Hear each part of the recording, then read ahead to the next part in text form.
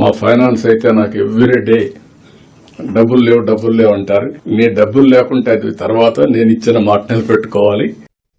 హైదరాబాద్ నుంచి సీఎం రేవంత్ రెడ్డి నాయకత్వంలో జరిగిన గ్లోబల్ సమ్మిట్ తెలంగాణ ప్రతిష్టను దేశాంతర స్థాయిలో నిలబెట్టిందని సిపిఐ నారాయణ తెలిపారు. ఈ సమ్మిట్ ద్వారా రాష్ట్రానికి భారీగా వచ్చిన పెట్టుబడులు, పరిశ్రమలు, సేవల రంగం సహా అనేక విభాగాలకు ఉపయోగపడతాయని ఆయన పేర్కొన్నారు.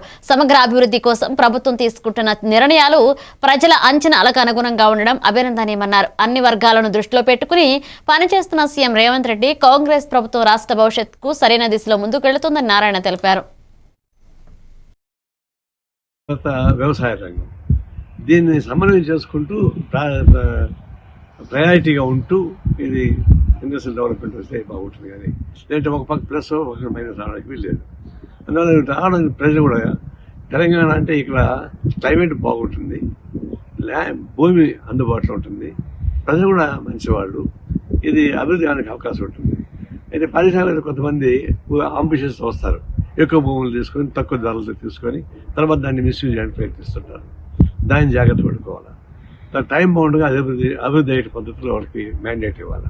అది లేకుండా పోతే ల్యాండ్ హ్యాండ్ ఓవర్ చేసుకుని పోతే అది ఎప్పుడో పోతుంది.